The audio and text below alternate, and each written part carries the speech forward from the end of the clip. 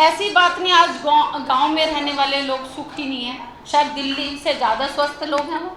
हम सब जब हाथ से हाथ मिलाकर, कदम से कदम मिलाकर अपनी दिल्ली को साफ रखना चाहेंगे तभी हो पाएगी। एक अकेले व्यक्ति या किसी सरकार की जिम्मेदारी नहीं बनती।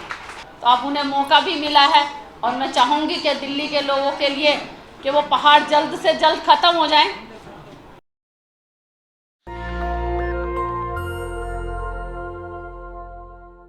सोसाइटी की जिम्मेदारी सबसे बड़ी बनती है। मैं ये नहीं कह सकती कि निगम की जिम्मेदारी है और आप लोगों की नहीं है, या मेरी जिम्मेदारी है, सरकार की जिम्मेदारी है और पब्लिक की नहीं है। आप जहाँ कहीं भी देखेंगे वहाँ पर जब भी पब्लिक जागरूक होगी तो वहाँ पर काम बहुत अच्छे से होगा, ये मेरा मानना है।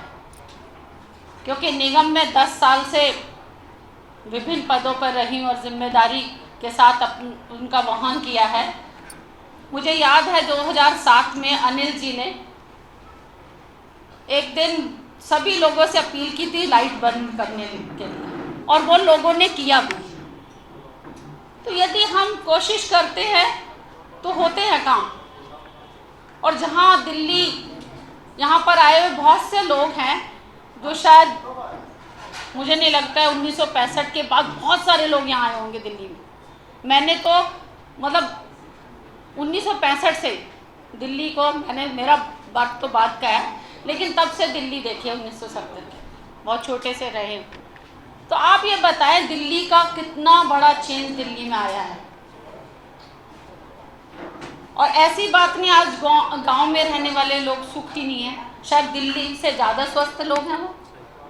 उस एनवायरनमेंट में रहकर ज़्यादा स्वास्थ्य है, उनको लाभ मिलते हैं। हम जाते हैं, आप देखिए रामदेव जी के आश्रम में जाते हैं तो वहाँ पर क्या एनवायरनमेंट का ही तो फर्क है। आप कोई भी ट्रीटमेंट लेने के लिए दिल्ली से बाहर, वहाँ की आबो हवा फिजा में ही तो है सारी चीज़ें जो हैं। और जहाँ तक दिल्ली की बात है तो हम सब की जिम्मेदारी बनती है। यही बात इसलिए नहीं कह रही हूँ कि मैं निगम पार्षद हूँ, ये बात इसलिए कह रही हूँ कि हम सब जब हाथ से हाथ मिलाकर, कदम से कदम मिलाकर अपनी दिल्ली को साफ रखना चाहेंगे तभी हो पाएगी। एक अकेले व्यक्ति या किसी सरकार की जिम्मेदारी नहीं बनती। मेरे घर से कचरा निकला और मैंने उसे रोड पे डाल दिया तो ये मेरी भी जिम्मेदारी कि मैं उसे सही जगह डालूं। ये नहीं कि आपने, सरकार ने ड्यूटी लगाई एमसीडी की और उसने कहा जी हाँ वो कचरा उठा के ले जाएगा, वो ले जाएगा, आप उसे ज़रूर कॉल करें, लेकिन वो रोड पे डालना आपकी जिम्मेदारी नहीं। उसे डस्टबिन में डालो, सही उचित जगह पर डालो, उसको कॉल करो। हम जब भी, क्योंकि मैं इस दिल्ली से आई हूँ तो वहाँ तो पहाड़ हैं और केजरीवाल जी ने कहा है वो जल्दी ख़त्म भी करेंगे उन पहाड़ों को। तो अब उन्हें मौका भी मिला है और मैं चाहूँगी कि दिल्ली के लोगों के लिए कि वो पहाड़ जल्द से जल्द ख़त्म हो जाएं। लेकिन जो कूड़ा है वो दिन बर दिन बढ़ता जा रहा है, क्योंकि पॉपुलेशन, मेन रीज़न है पॉपुलेशन। घर जो पहले आपके 100 मीटर के होते थे वो 50 के रह गए हैं, वो ऊंची बिल्डिंगें बन गई हैं, वहाँ सांस लेना दुर्भर हो रहा है।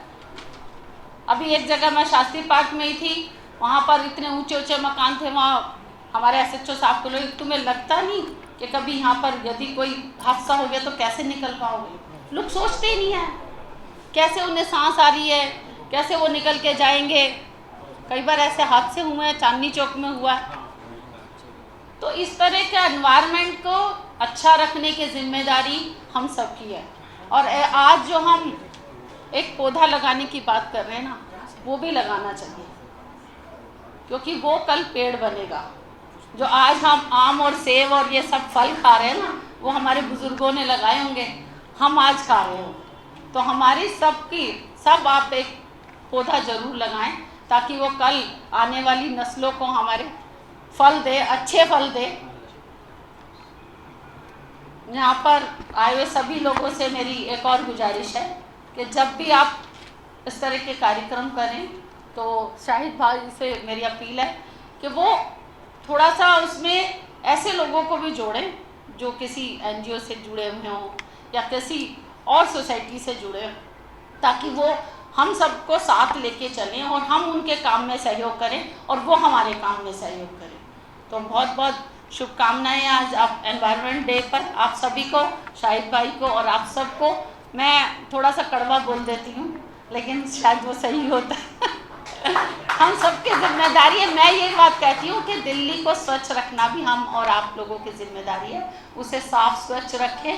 सरकारें आती हैं जाती हैं, लेकिन अपने काम से सबको अपने काम के प्रति जागरूक होना चाहिए। तभी हम अच्छी हेल्थ, तभी एनवायरनमेंट, तभी हम लोगों को नई नई फैसिलिटीज़ दे सकते हैं और अच्छा स्वस्थ रहेगा तो आप सब और हमारे सबके लिए बहुत बहुत अच्छा रहेगा।